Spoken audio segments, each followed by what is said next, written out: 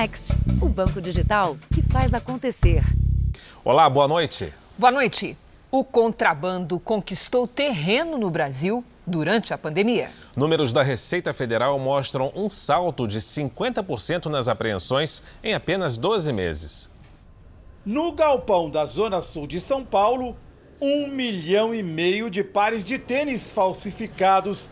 Até os agentes da Receita ficaram surpresos com a ousadia dos criminosos. Nas estradas, carretas vindas do Paraguai, com 500 mil maços de cigarro e até mais, foram apreendidas uma atrás da outra. Agentes como a Carolina e o farejador Scooter nunca trabalharam tanto nos correios, portos e aeroportos. Em São Paulo, o gigantesco depósito da Receita Federal, pela primeira vez, atingiu 90% de lotação. Foram mais de 4,5 bilhões de reais em contrabando apreendido no Brasil em 2021, um aumento de 50% em relação ao ano anterior.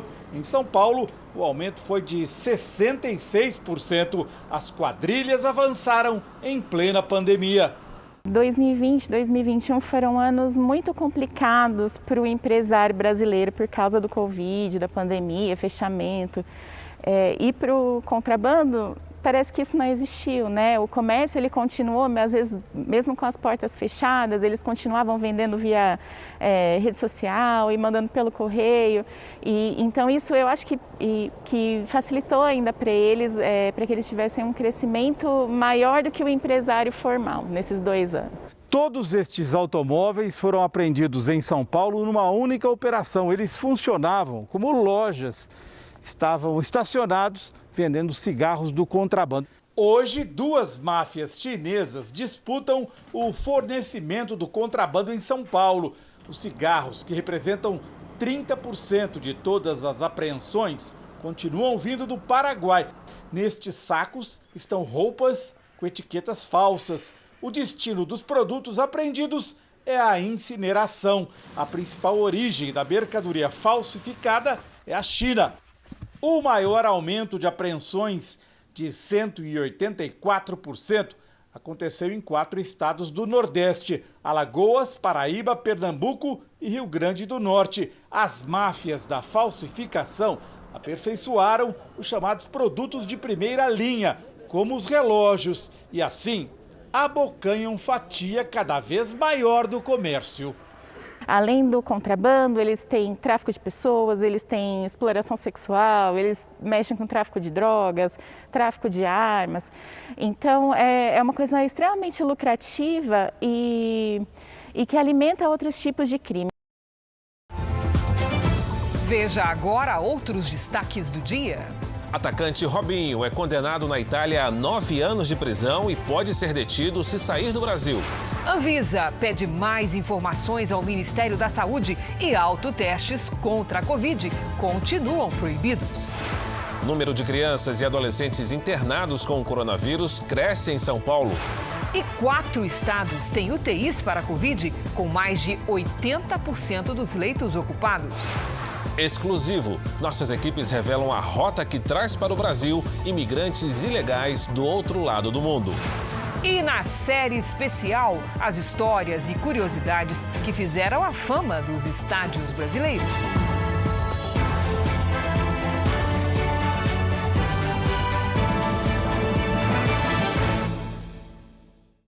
Oferecimento Bradesco. Abra sua conta grátis pelo app.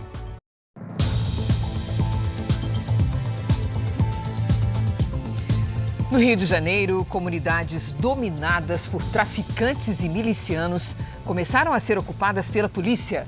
A ação faz parte de um novo programa social contra a violência. O modelo é uma reformulação das unidades de polícia pacificadora que estiveram em operação no estado há alguns anos. Hoje, 38 suspeitos foram presos.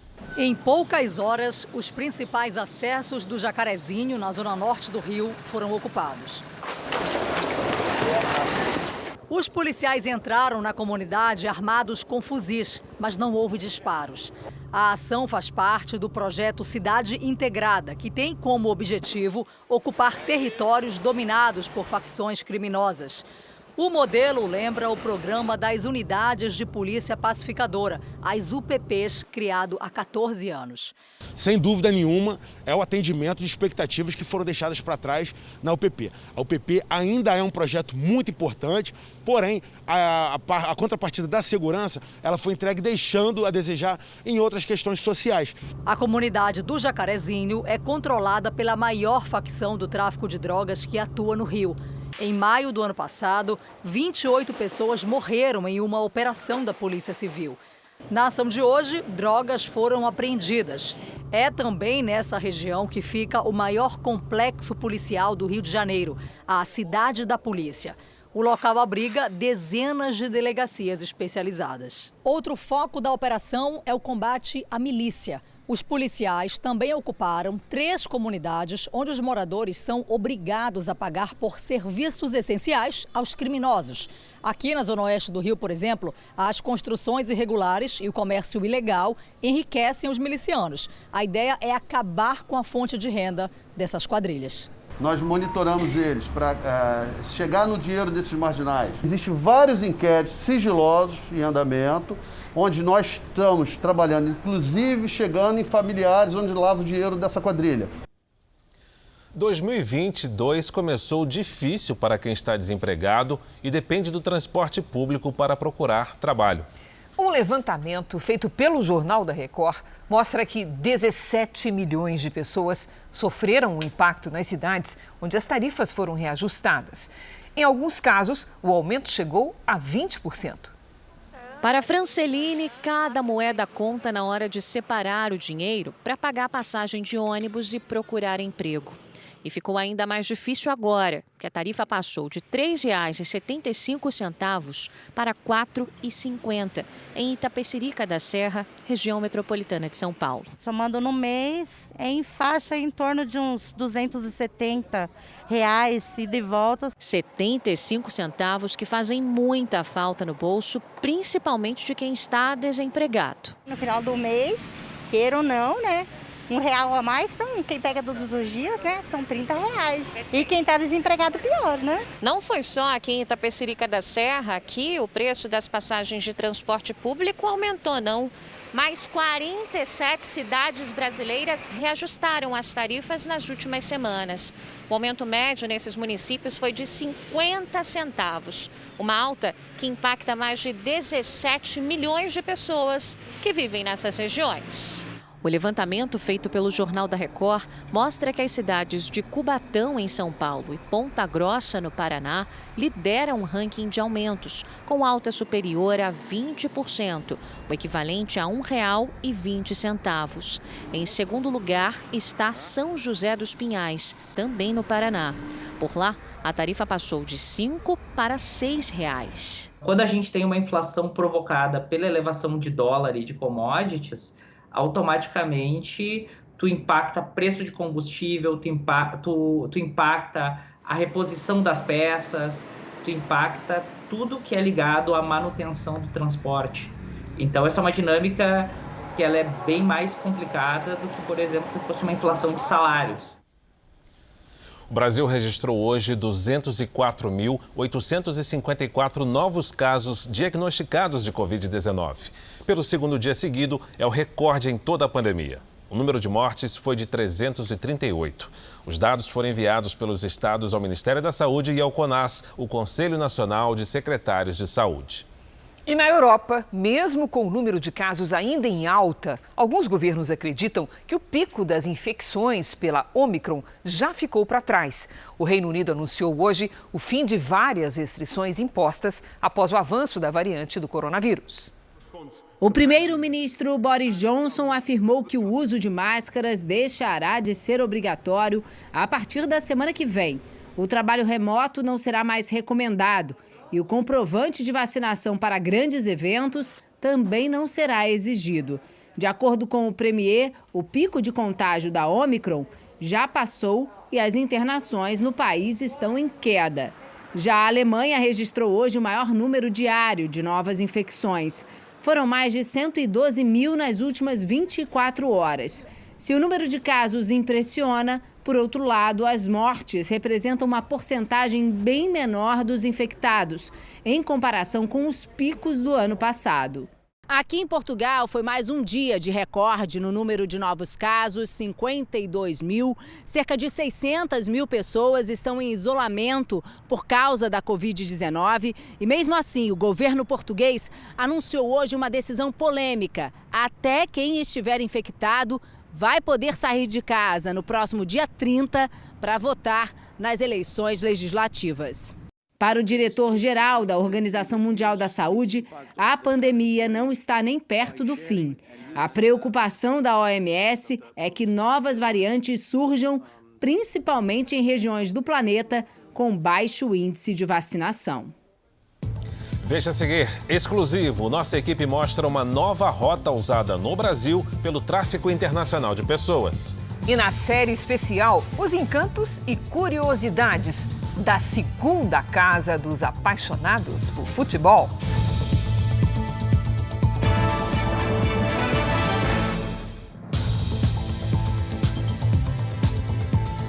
O Supremo Tribunal Federal deu 48 horas para que os estados expliquem supostas irregularidades cometidas na vacinação de crianças contra a Covid. Ao mesmo tempo, o ministro Ricardo Lewandowski também determinou que os ministérios públicos estaduais fiscalizem e, se necessário, apliquem punições aos pais que se negarem a vacinar os filhos.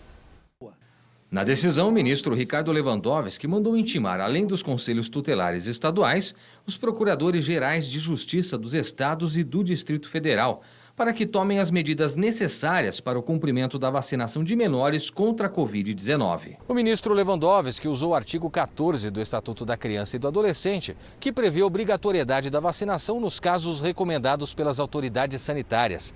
A legislação prevê que pais podem ser processados ao se recusarem a vacinar os filhos. O ministro também deu prazo de 48 horas para que os estados e o Distrito Federal expliquem supostas irregularidades na vacinação de menores. Os casos foram apontados pela Advocacia Geral da União em uma ação protocolada no Supremo Tribunal Federal. A AGU alega que outros imunizantes, e não o da Pfizer aprovado pela Anvisa, foram aplicados em crianças e adolescentes em diversos estados. Segundo o documento da AGU, até dezembro de 2021, teriam sido vacinadas, sem qualquer respaldo no Plano Nacional de Imunização, cerca de 2.400 crianças de 0 a 4 anos, além de mais de 18 mil crianças de 5 a 11 anos. O governo também citou o episódio em Lucena, na Paraíba, e destacou a aplicação de doses reservadas ao público adulto e vencidas em crianças de idade entre 5 e 11 anos do estado da Paraíba. O Ministério da Saúde acompanha o caso de Lucena, em que perto de 50 crianças receberam doses de adultos por engano, para verificar eventuais efeitos adversos. A denúncia sobre as vacinas vencidas também está sendo investigada pelo Ministério Público Federal. Em nota, os conselhos de secretários de saúde estaduais e municipais informaram que vão examinar de forma meticulosa a denúncia apresentada pela Advocacia Geral da União e admitem que num universo de 300 milhões de doses já aplicadas, é possível que tenham erros cometidos. Já o presidente Bolsonaro disse ter conversado com o ministro Lewandowski depois da decisão do magistrado e manifestou a sua posição de que a vacina para crianças de 5 a 11 anos não é obrigatória, que os governadores não podem multar ou constranger os pais que não vacinarem os filhos. Vamos agora aos destaques internacionais. Os Estados Unidos afirmam que a concentração de tropas da Rússia na fronteira com a Ucrânia permite uma invasão a qualquer momento. O relatório da inteligência americana, emitido hoje, afirma que 130 mil soldados russos foram enviados para a fronteira ocidental da Ucrânia. Hoje, o secretário de Estado americano, Antony Blinken, se encontrou com o presidente do país em Kiev. Na sexta, o governo americano vai se reunir com o ministro de Relações Exteriores da Rússia para tentar evitar um confronto. Em outra frente, militares russos se retiraram do Cazaquistão. Eles estavam no país desde o começo do mês, quando protestos fizeram o governo decretar estado de emergência. Um relatório da Organização Internacional da Aviação Civil apontou que uma ameaça de bomba informada por Belarus a uma companhia aérea era falsa. A informação levou a companhia Ryanair a desviar a rota do avião em maio do ano passado. O voo, que saiu da Grécia e ia para a Lituânia, precisou pousar em Belarus. Entre os passageiros estava um opositor do governo local. Assim que o avião pousou, o jornalista foi preso. O Tribunal Penal Internacional deu 3 meses para a Venezuela responder pelos crimes cometidos contra a humanidade durante o regime de Nicolás Maduro. O processo foi aberto na sede do Tribunal de Haia, na Holanda, em 2018, por causa da atuação das forças de segurança nos protestos contra o regime chavista, que deixaram centenas de mortos. Para o promotor de Haia, o regime de Maduro cometeu crimes contra a oposição e a sociedade civil. O governo venezuelano responsabilizou 150 policiais e militares pelas violações dos direitos humanos. E o ano terminou com mais de 70% das famílias brasileiras endividadas. Este é o maior nível de endividamento dos últimos 11 anos. A pesquisa da Confederação Nacional do Comércio mostra um cenário preocupante. Até o Auxílio Brasil vai ser usado por famílias de baixa renda para pagar dívidas. Desemprego e inflação são os principais motivos que levam os brasileiros a comprometer ao menos 26% do valor total do Auxílio Brasil. O trabalhador informal, aquela pessoa que faz o bico, que faz o trabalho por conta própria, que não é formalizado, essas pessoas foram as que mais sofreram, né, com a pandemia, com o fechamento das empresas. O governo federal vai distribuir 84 bilhões de reais em repasses do programa social para mais de 17 milhões de pessoas. Na prática, os beneficiados vão usar cerca de 21 bilhões de reais para pagar dívidas. As famílias não tinham dinheiro, não tiveram dinheiro para consumir os itens de primeira necessidade até o final do mês, então precisaram recorrer ao cartão de crédito. Emerson não recebe o benefício. Ele tinha um comércio, mas com a pandemia teve que fechar. Do ano passado, ainda restam boletos e juros. Para tentar quitar as dívidas, agora é motorista de aplicativo. Eu acho que não só eu, mas milhões e milhões de brasileiros devem ter passado o que eu passei na pele. A gente deita para dormir, o telefone não para, cobrança direto. O endividamento no Brasil em 2021 foi o maior em 11 anos. Em média, 7 em cada 10 famílias fecharam o ano passado com débitos. No mês de dezembro, o índice foi ainda maior. Especialistas acreditam que a busca por crédito deve continuar subindo em 2022. Se as suas contas estão em dia, você pode sim efetuar novas compras se elas estiverem dentro da sua capacidade de orçamento. Porém, se você tem alguma conta em atraso, alguma conta que não conseguiu ser paga na data, não é ideal que você contraia novas dívidas, ainda que pareçam bons negócios com as promoções de começo do ano. Em Brasília, a Anvisa deu prazo de 15 dias para o Ministério da Saúde enviar mais informações sobre os autotestes para a Covid. Por enquanto, a venda segue proibida no Brasil. Por 4-1, os diretores da Anvisa decidiram dar 15 dias para que o Ministério da Saúde responda a questionamentos. A questão dos locais onde esse autoteste pode ser feito preocupou-nos a questão do fluxo de um paciente testado eventualmente positivo, sintomático ou não, ainda tendo de recorrer a outros locais para que a sua notificação seja concluída. A Anvisa não permite a utilização de autotestes para doenças infecto-contagiosas, mas por causa da grande quantidade de pessoas infectadas pelo coronavírus, o Ministério enviou à agência um pedido para que fossem liberados os autotestes de Covid no Brasil, como acontece nos Estados Unidos e em vários países da Europa. A relatora do processo afirmou que o pedido do Ministério está incompleto, mas diante da urgência da situação, votou a favor. Uma das principais preocupações dos diretores da Anvisa é em relação à notificação de casos positivos.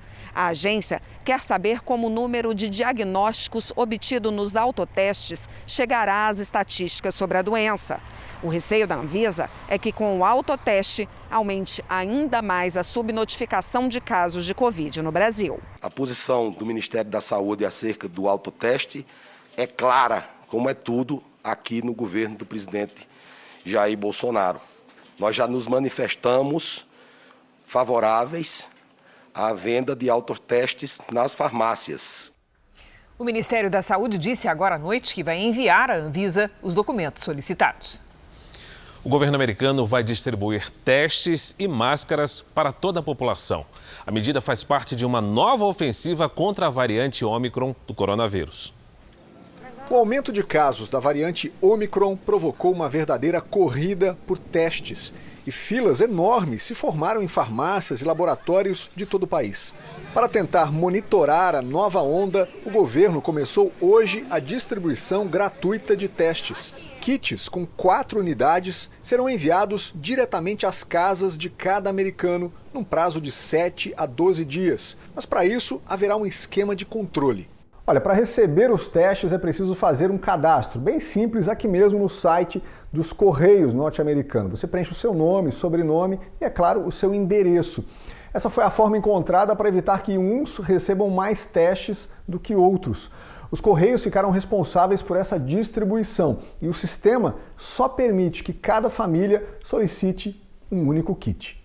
Também está prevista a distribuição de 400 milhões de máscaras do tipo N95, que oferece maior proteção contra a variante Ômicron, muito mais infecciosa que as anteriores. O governo irá usar farmácias e centros públicos de saúde para facilitar a distribuição. As medidas do governo americano tentam conter a nova variante. Na semana passada, a média de casos diários passou de 750 mil nos Estados Unidos. Um helicóptero de voo turístico caiu no final da tarde numa das praias mais movimentadas de Florianópolis.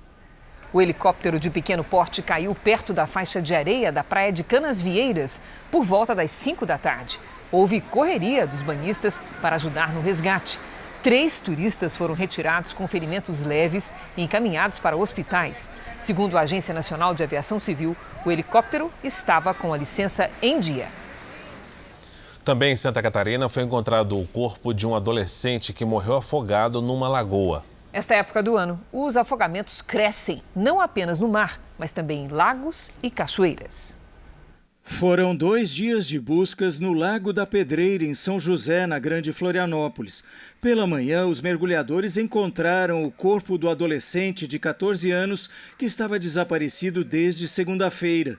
Ele nadava com amigos quando mergulhou e não voltou mais à superfície. Segundo os bombeiros, o local não é indicado para banho. É um local de baixa visibilidade, é profundo. O corpo foi encontrado por aproximadamente 10 metros de profundidade. Mais de 2.200 guarda-vidas trabalham nesta temporada em Santa Catarina. Eles estão em 36 cidades do estado. Mas, de acordo com os bombeiros, é impossível cobrir todos os locais usados para banho durante o verão. Desde o início da Operação Veraneio, o Corpo de Bombeiros de Santa Catarina já registrou 14 mortes por afogamento em locais de água doce. O número é 40% maior do que o registrado nas praias do litoral do estado. E todos os casos aconteceram em áreas que não eram monitoradas por guarda-vidas. Em Joinville, a vítima foi uma jovem de 20 anos. Letícia Budal morreu ao cair de uma altura de 50 metros na cachoeira Rio da Prata. Ela teria escorregado nas pedras. Para evitar acidentes, os bombeiros recomendam procurar locais sinalizados e com a presença de um guia ou guarda-vidas. Se você não conhece o local, aumente esse grau de preocupação, né? Fique mais afastado das bordas, tome cuidado com as trilhas, a profundidade de alguns lagos, isso é importante. A justiça italiana confirmou a condenação a 9 anos de prisão do atacante Robinho.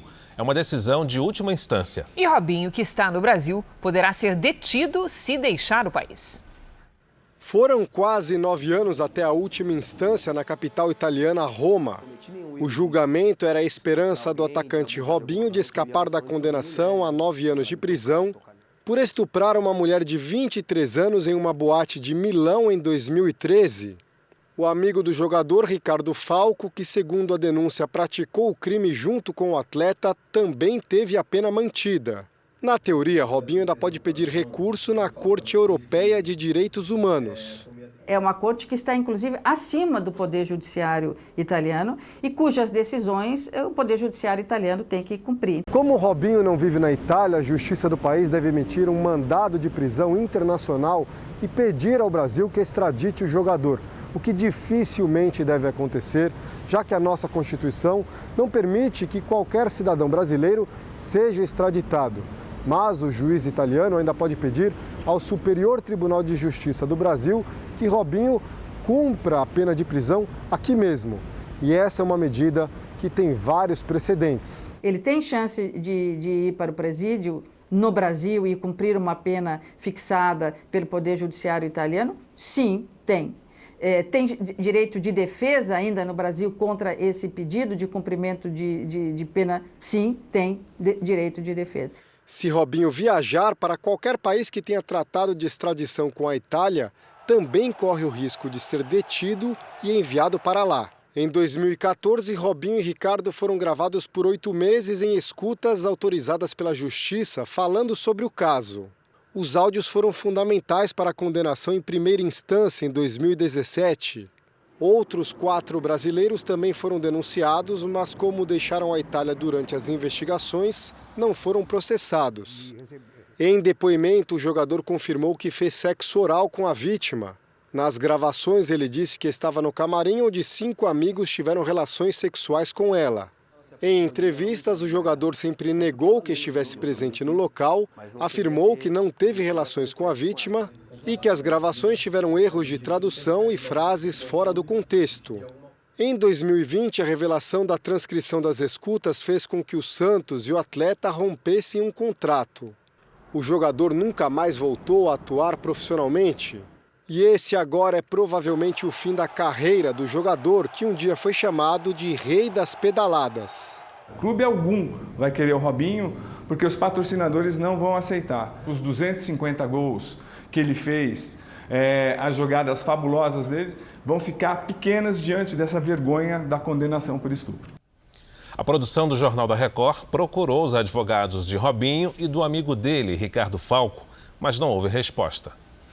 Exclusivo. A Polícia Federal investiga uma rota usada pelas quadrilhas que fazem tráfico internacional de pessoas. Os criminosos se especializaram em trazer imigrantes ilegais do outro lado do mundo ao Brasil, pelo norte do país. Estamos em Boa Vista, capital de Roraima. A cidade está no centro de uma operação da Polícia Federal, que identificou a ação de um grupo especializado na entrada ilegal de imigrantes no Brasil.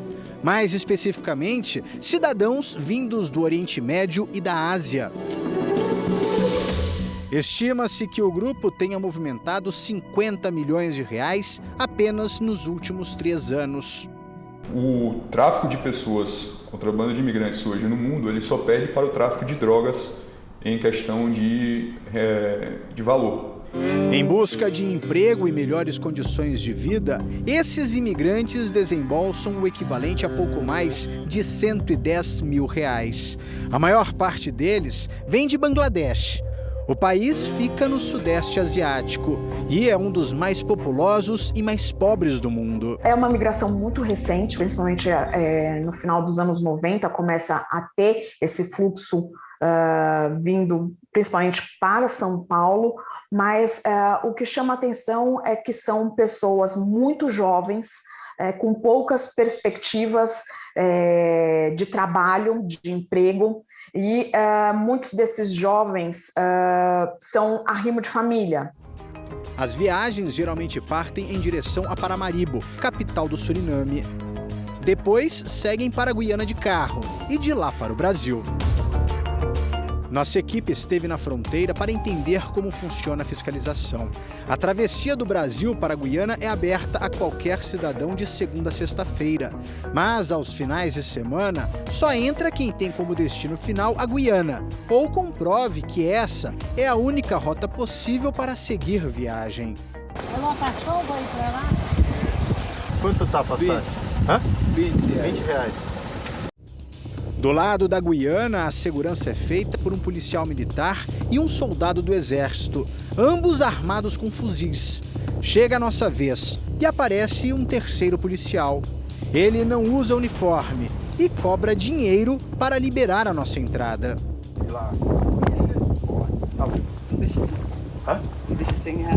Em nenhum momento nossos passaportes ou documentos de identificação são solicitados. No caminho, somos orientados a sair da estrada e pegar um atalho para não passar pelo posto da imigração. Repare que várias pessoas usam a mesma rota. Mas o senhor passa aí todo dia. Passa a gente ali, passa. Eles não pedem nenhum documento? Não. Quando tem identidade, passaporte? Não. Quando ele bota assim um polícia mesmo lá que é sério mesmo, sabe? Ele pede documentos, negócio. Mas geralmente fica pedindo ou não? Não. Depois de quase meia hora de caminhada pela estrada e por trilhas, a gente chegou aqui nas primeiras casas de Léter. É a primeira cidade da Guiana, depois da fronteira. Nós passamos por 2 postos de fiscalização, onde tinham policiais aqui da Guiana. Nenhum deles foi pedido qualquer tipo de documentação. Chegamos na cidade. Léten é um município pobre com cerca de 3.000 habitantes. Poucas ruas são asfaltadas ou têm saneamento básico. No centro da cidade, um taxista explica que existem outras formas de atravessar para o Brasil, sem passar pela fiscalização. Sabe o que eu vou fazer? Eu vou lá embaixo do ponte, lá pelo ponte, deixa eu sei que eles vão deixar esse carro passando. Tá. Aí a gente passa do lado aqui. Quem não tem o passaporte carimbado... não passa. Não passa, aí vem por aqui. Não passa assim, mas só vê se for andando. Entendi. São mais de 1.600 quilômetros de fronteira entre a Guiana e o Brasil. Boa parte dela separada por rios e áreas de mata fechada. A gente está às margens do rio Tacutu, no lado brasileiro, bem embaixo da ponte que liga os 2 países. A gente recebeu informação de que é por aqui que muitas pessoas atravessam de forma clandestina. A ausência de mais pessoal das forças de segurança torna muito facilitada tanto a saída quanto a entrada de estrangeiros no Brasil, mas não somente de pessoas, mas a saída e entrada de outros itens que são proibidos no Brasil, como a droga. As travessias geralmente são feitas à noite, por intermédio de coiotes. Foi o que aconteceu com 2 bengales. Mesmo depois de pagarem o valor exigido para entrarem ilegalmente no Brasil, eles tiveram documentos e aparelhos celulares confiscados pelos atravessadores. A justificativa? Despesas que teriam surgido durante a viagem, como alimentação e hospedagem. Mas os homens conseguiram fugir e pediram ajuda às autoridades brasileiras. Depois da denúncia, a Polícia Federal chegou ao também bengali MD Boniamin, apontado como um dos líderes da organização criminosa, que atuaria em Roraima, Amazonas, Acre e São Paulo. A ação recebeu o nome de Ganges, em referência a um dos rios mais importantes do continente asiático. Ele nasce nas cordilheiras do Himalaia, passa pela Índia e segue até o sul de Bangladesh. Durante a operação, 14 mandados de busca e apreensão foram cumpridos. O líder da organização criminosa aqui em Roraima foi preso em flagrante nesta casa. Com ele, os policiais federais encontraram vários documentos de diferentes pessoas. Inclusive, no momento da operação, 2 estrangeiros foram encontrados dentro de quartos. Em depoimentos, eles disseram que pagaram para entrar no Brasil. Por ter colaborado com as autoridades, Amin teve a pena relaxada. Foi solto, mas obrigado a se apresentar em juízo a cada 15 dias, além de usar tornozeleira eletrônica. Mas ele fugiu e teve o nome incluído na lista da difusão vermelha da Interpol. O bengali foi preso na Colômbia e aguarda ser extraditado ao Brasil. As investigações da Polícia Federal continuam. O estado de Roraima hoje com a fronteira com a Guiana Inglesa e com a Venezuela, se nós não tivermos a preocupação necessária, nós não vamos conseguir manter isso aqui do crime organizado. Então, isso aqui é um barril em ebulição. Em qualquer hora ele vai explodir. Em Minas Gerais, a Polícia Federal, a Agência Nacional de Mineração e a Comissão de Meio Ambiente da Assembleia Legislativa investigam as atividades das mineradoras no estado. Hoje, o Ministério Público confirmou a necessidade de intervenção em algumas barragens. Até que ponto as chuvas de dezembro e janeiro comprometeram a estrutura das barragens? É o que o Ministério Público Estadual quer saber. Das 31 barragens investigadas, 18 vão ter que passar por um processo de intervenção. Todas da Vale. Numa notificação enviada hoje para a mineradora, a promotoria deu um prazo de 10 dias para que a empresa apresente relatório fotográfico e informações de como pretende diminuir os riscos de novos desastres, como os de Mariana e Brumadinho. Outro alvo da investigação é a mineradora Valorec, suspeita de extrair minério de ferro da mina Pau Branco sem licença ambiental. Segundo a denúncia, a empresa também não seria proprietária da área nem titular do direito de exploração do subsolo. No dia 8 de janeiro, a barragem transbordou e interditou por 2 dias a BR-040, que liga Minas Gerais ao Rio de Janeiro. Realmente existe grandes intervenções nessas áreas, que supostamente teria somente a autorização para supressão de vegetação e houve uma retirada muito grande de minério nessa área e o beneficiamento desse minério. Então, as imagens condizem com a realidade das denúncias, né? A mineradora foi multada pelo governo do estado em 288 milhões de reais.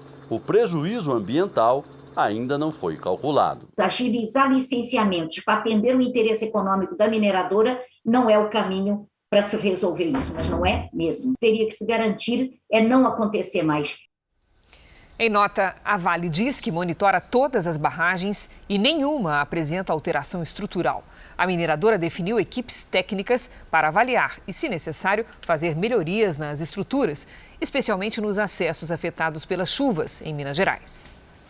As fortes chuvas que caem desde dezembro entre a Bahia e Minas Gerais elevaram o nível da bacia do São Francisco a quase 9 metros. A população ribeirinha já foi alertada a deixar a região, mas nem todos querem sair. Na Ilha do Rodeadouro, um dos pontos turísticos de Juazeiro, no norte da Bahia, algumas estruturas já estão encobertas. A correnteza segue forte e o nível da água subindo. Moradores de um bairro que fica às margens do Rio São Francisco estão sendo retirados de casa pela Defesa Civil. Essa parte mais baixa aqui, a água já tomou de conta. Em Bom Jesus da Lapa, no oeste baiano, o nível da água já chegou a quase 9 metros, meio metro a mais do que o registrado na cheia do ano passado. Famílias ribeirinhas também precisaram deixar as casas com eletrodomésticos e animais. 33 cidades por onde o rio passa, na Bahia, em Sergipe, em Alagoas e em Pernambuco, já foram alertadas pela Companhia Hidrelétrica do São Francisco para o risco criado pela cheia do Velho Chico.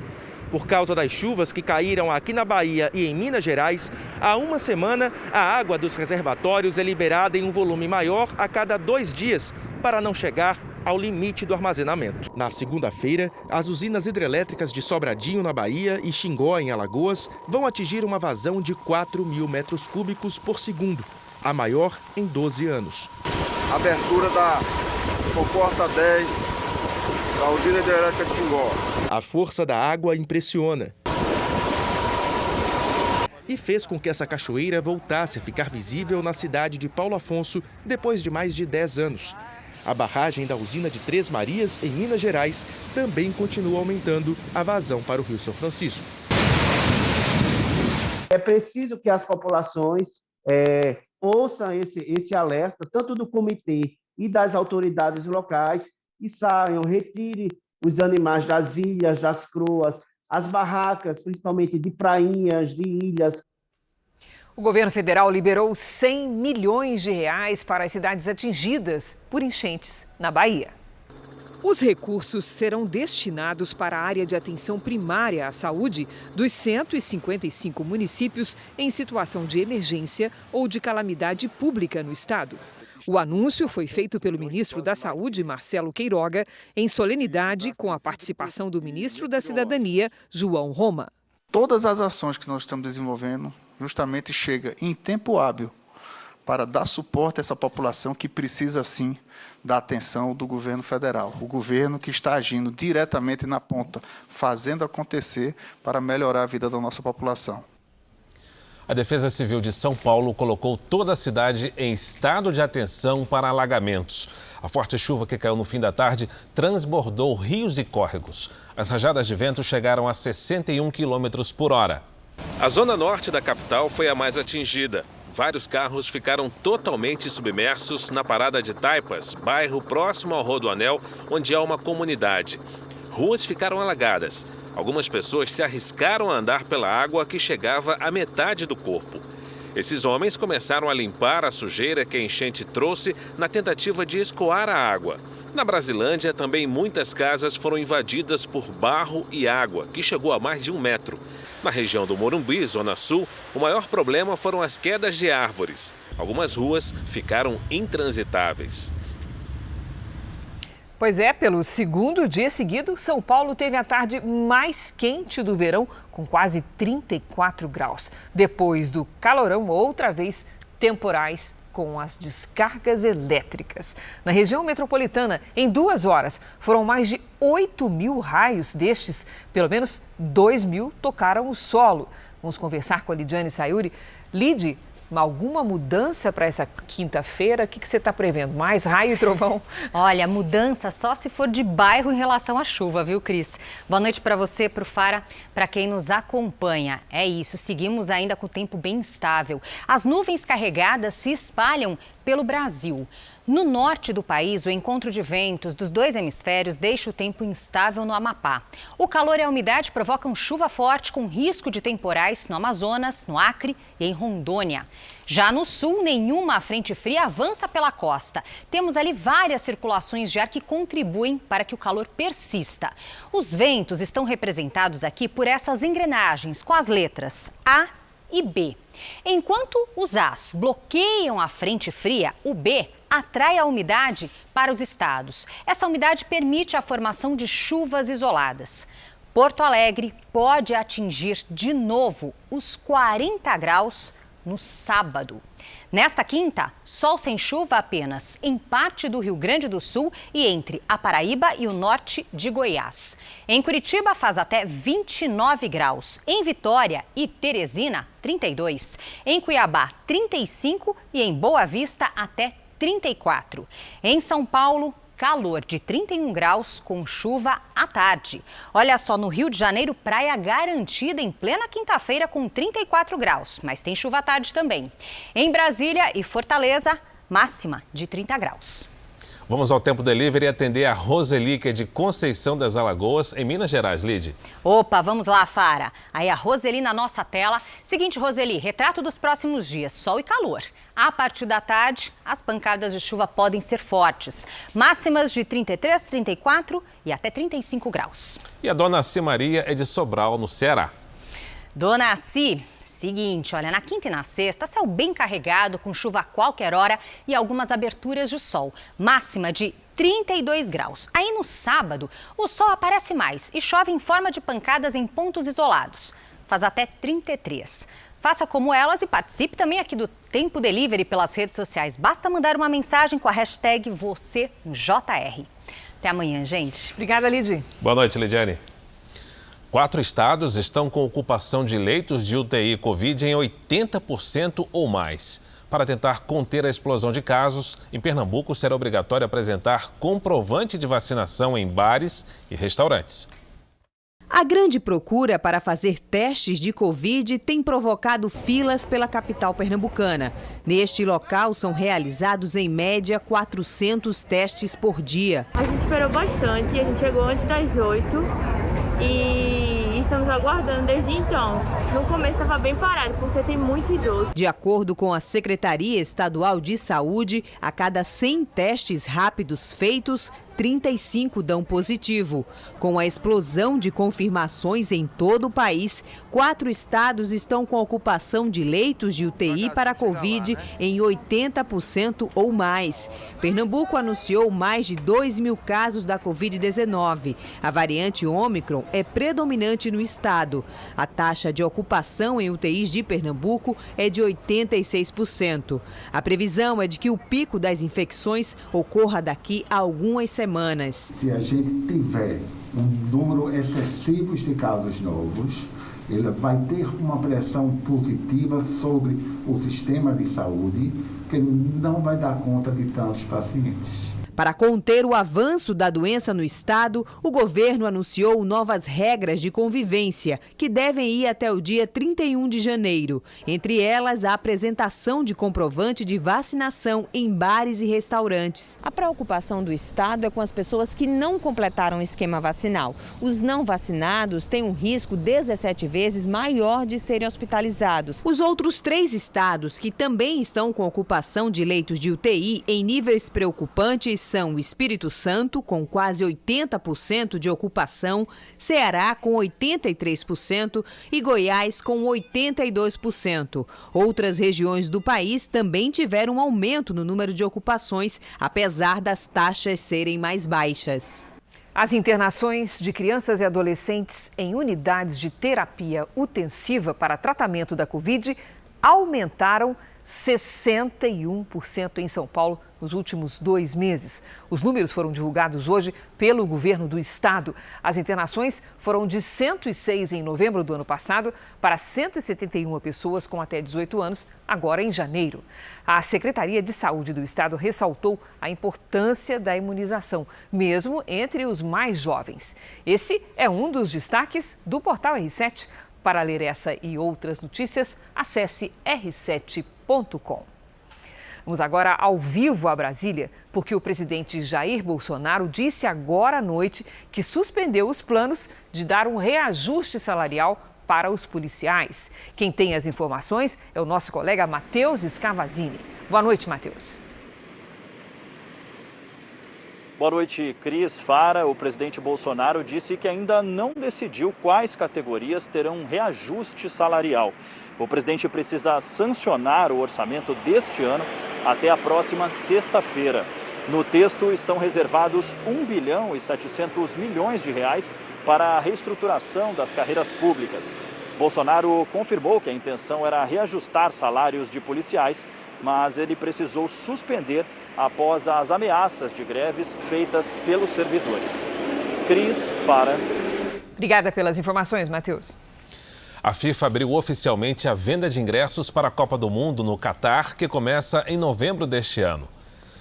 A partir de hoje, os torcedores podem preencher uma ficha online indicando quais jogos querem assistir. A inscrição vai até o dia 8 de fevereiro. Os organizadores vão sortear entre os interessados para definir quem poderá concluir a compra. Os próximos passos serão anunciados pela FIFA só em março. Futebol 2022 na tela da Record TV. Faltam 4 dias para a bola rolar para valer no Paulistão.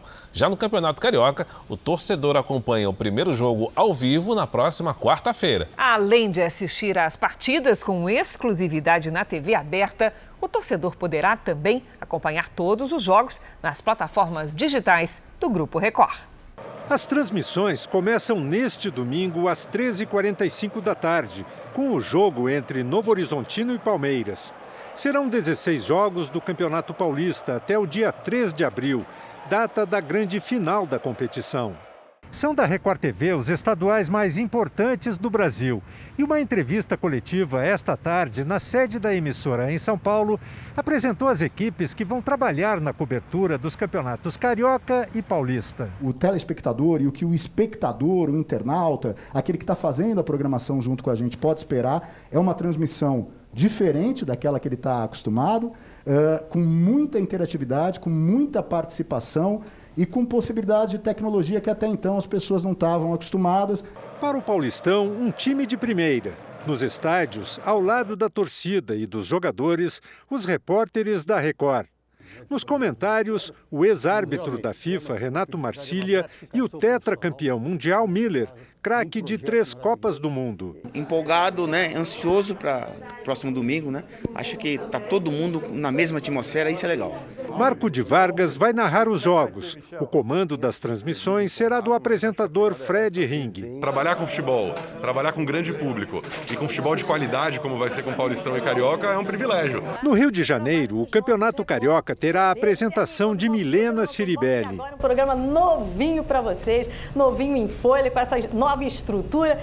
Lucas Pereira será o narrador. Informação, comentário, bom humor também, porque futebol sem bom humor, né? O ex-jogador Atirson será o comentarista. Gosta de debater, gosta de informar, gosta de também participar, o torcedor que está sempre ligado, querendo saber do seu time o tempo todo. E o ex-árbitro Gutenberg Fonseca completa o time do Cariocão 2022.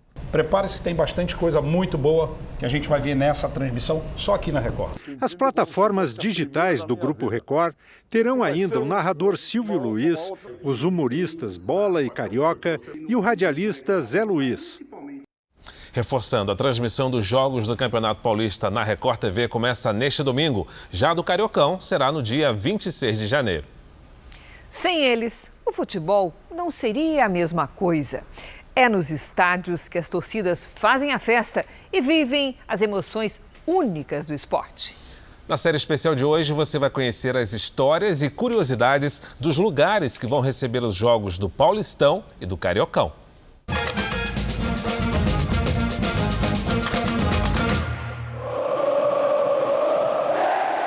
Um lugar mágico que nos faz vibrar. Onde o público fica perto dos craques. É no estádio que a magia do futebol acontece. E sempre que se fala em estádio, é impossível deixar de fora o Maracanã.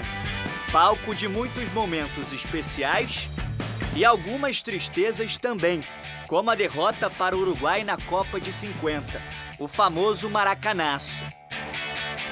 Reformado para a Copa de 2014, o estádio ganhou em conforto, mas para alguns perdeu um pouco do charme. O público de 100 mil pessoas ficou no passado e a famosa geral, arquibancada popular, não existe mais.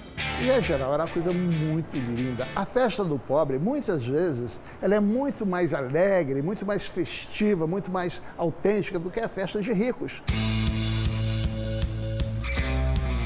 A geral do Maracanã todo mundo se misturava lá, as torcidas, todo mundo sempre foi amigo.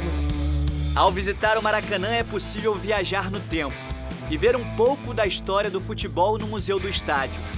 Lá também está a Calçada da Fama, por onde passaram craques do futebol mundial. E quando o assunto é Maracanã, impossível não falar no craque Zico. O ídolo do Flamengo é o maior artilheiro da história do estádio e tem o respeito e o carinho do antigo rival. E muitas das vezes, no nosso antigo Maracanã, nós nos encontrávamos ali. E aí nós crescemos como grandes adversários, mas acima de tudo como grandes amigos. E o carinho do ídolo do Flamengo é recíproco. Somos grandes amigos, né, e ajudamos bastante a botar mais de 100 mil pessoas lá naquele Maracanã. Nós nunca precisamos falar mal um do outro para promover uma partida, né? A gente promovia com o nosso futebol, né?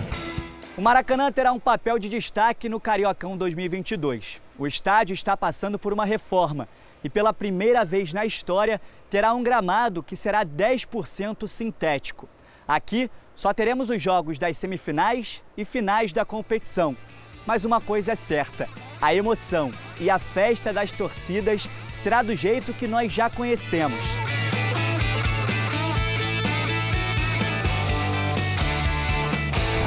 No Paulistão 2022 serão utilizados 16 estádios. Cada um representa a casa que a torcida local chama de sua. O Morumbi, por exemplo, é a casa dos São Paulinos. E que casarão! O Morumbi é o maior estádio particular do país e pode receber hoje cerca de 70 mil torcedores. Mas na decisão do Paulistão de 1977, entre Ponte Preta e Corinthians, ficou superlotado, com 146 mil pessoas. Neste gigante, 29 campeonatos paulistas já foram decididos. 11 deles vencidos pelo São Paulo. O estádio é um espaço de alegria e festa.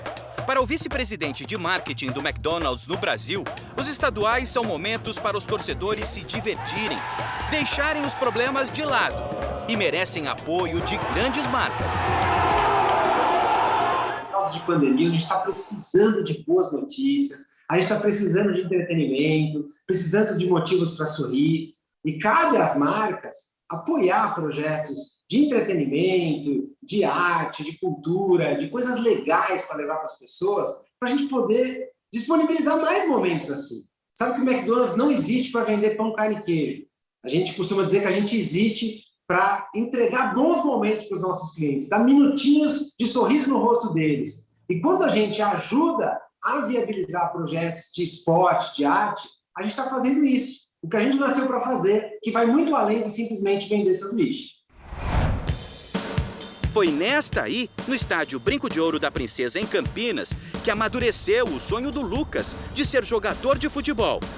Em cada jogo do Guarani, ele sentava naquele mesmo lugar e imaginava o dia em que o torcedor poderia se tornar jogador. Isso já está acontecendo e a estreia no campeonato estadual será na semana que vem. Quando eu entro nesse estádio aqui, eu só consigo me lembrar de quando eu era criança e subia ali na arquibancada, ficava assistindo o treino do profissional, falava com Deus e eu acreditava que meu momento ia chegar e chegou. Foram 5 anos planejando chegar a este momento, vivendo 24 horas no clube, literalmente dentro do estádio. E é bem maluco, a atmosfera é bem doida, a gente consegue escutar e também sentir o alojamento tremer. Também vem debaixo da arquibancada do estádio a arma secreta do RB Bragantino, uma que pega o adversário pelo estômago. Em Bragança Paulista, o sanduíche de linguiça é tradicional e deixa a chapa quente para os adversários. E o engraçado é que a coifa do restaurante, eu não sei se vocês sabem, aquela velha história, ela sai no banco do time de reserva. Desconcentra qualquer um. Os jogadores têm que se contentar com o cheiro, mas os torcedores fazem fila para comer. E para aqueles que não desgrudam do jogo, o Ceará faz o meio de campo. Olha o lanche, olha o lanche! Olha lá, já vendeu um, ó. Vamos lá em cima. Aí! Cada estádio do Paulistão tem uma história. Muitas vezes nem é preciso ganhar o jogo para voltar feliz para casa. A gente volta feliz com o jogo e com a barriga cheia e feliz. E uma última informação, a Anvisa agendou para sexta-feira uma reunião com o Ministério da Saúde para tratar da questão da autorização para a adoção dos autotestes contra a Covid. O Jornal da Record termina aqui. A edição de hoje na íntegra e também a nossa versão em podcast estão no Play Plus e em todas as nossas plataformas digitais. E à 00:30 tem mais Jornal da Record. Fique agora com a Bíblia. Episódio de hoje, Judá e Tamar. A gente se vê amanhã. Até lá. Excelente noite para você e até amanhã.